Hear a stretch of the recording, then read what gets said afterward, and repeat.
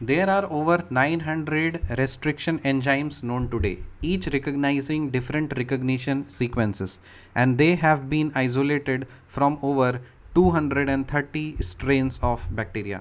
तो बोला जा रहा है अभी तक 900 restriction enzymes अभी तक जाने जाते हैं जो कि each recognizing different recognition of sequences, जो कि हर जो आपका रेस्ट्रिक्शन एंजाइम है ना वो डिफरेंट रिकग्निशन सीक्वेंस को रिकग्नाइज करता है, और अभी तक 230 स्ट्रेन्स ऑफ बैक्टीरिया से आइसोलेट किए जा चुके हैं. तो 230 स्ट्रेन्स ऑफ बैक्टीरिया से 900 रेस्ट्रिक्शन एंजाइम्स निकाले जा चुके हैं. So there are over 900 restriction enzymes known today, each recognizing different recognition sequences, and they have been isolated from over 230 strains of bacteria.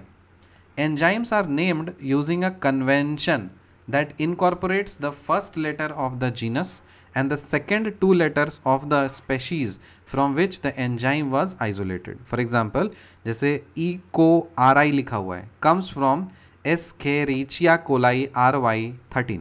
यहाँ पे जो लेटर R है ये रिप्रेजेंट करता है स्ट्रेन का नाम. समझ में आ रहा है? तो जो एंजाइम्स है उसको नाम कैसे करते हैं, उसका नामकरण कैसे करते हैं, एक इस तरह कन्वेंशन से करते हैं जो कि फर्स्ट लेटर जो है ना, पहला लेटर वो क्या रिप्रेजेंट करता है, वो जीनस को रिप्रेजेंट करता है. First letter of the gene, जो जीन है उसका फर्स्ट लेटर रिप्रेजेंट करता है, और जो लास्ट के दो लेटर हैं वो क्या रिप्रेजेंट करता है, वो रिप्रेजेंट करता है कि किस स्पेशीज़ से ये एंजाइम को आइसोलेट किया गया है, किस स्पेशीज़ से ये एंजाइम को आइसोलेट किया गया है. ठीक है, जैसे लिखा हुआ है E को RI, तो इसका मतलब ये किससे आया है, एस्किरिया coli RY13.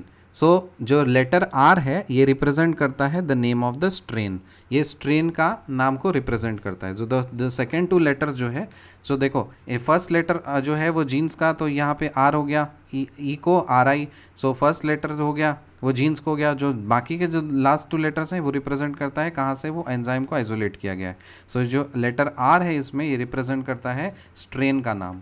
So endonucleases remove nucleotides from the ends of the DNA. क्या बोल रहा है, एक्सोन्यूक्लियसेस रिमूव न्यूक्लियोटाइड्स. जो एक्सो मतलब बाहर, सो एक्सोन्यूक्लियसेस क्या करता है, ये न्यूक्लियोटाइड्स को रिमूव कर देता है from the ends of DNA. DNA के एंड्स में न्यूक्लियोटाइड्स होते हैं, तो वो न्यूक्लियोटाइड्स को बाहर कर देता है एक्सोन्यूक्लियसेस. और एंडोन्यूक्लियस, एंडो मतलब अंदर, so endonucleases makes cuts at specific positions within DNA. सो डीएनए के अंदर में स्पेसिफिक पोजीशन में अगर कट मारना है तो क्या यूज़ करेंगे, एंडोन्यूक्लियस. और अगर एंड में कट करके बाहर निकाल देना है, न्यूक्लियोटाइड्स को कट करके बाहर निकाल देना है, तो वो हो जाएगा एक्सोन्यूक्लियस. समझ में आया? So exonucleases remove nucleotides at from the ends of the DNA, while endonucleases makes cuts at specific positions within the DNA.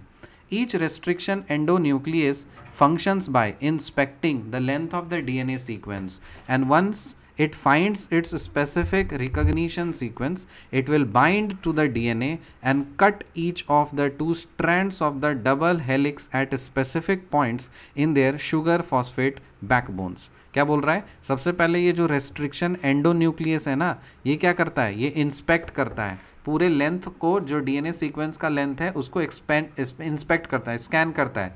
फिर जैसे ही उसको मिल जाता है कि हाँ स्पेसिफिक रिकग्निशन सीक्वेंस मिला है उसको, तो फिर क्या करता है, इसको बाइंड कर देगा. It will bind to the DNA and cut each of the two strands the double helix at specific points. तो स्पेसिफिक पॉइंट्स पे जा करके उसको काट देगा. दो स्ट्रैंड्स ऑफ डबल हेलिक्स जो है उसको स्पेसिफिक पॉइंट्स पे जा करके काट देगा. कहाँ पे काटेगा, शुगर फॉस्फेट बैकबोन्स पे जा करके काट देगा.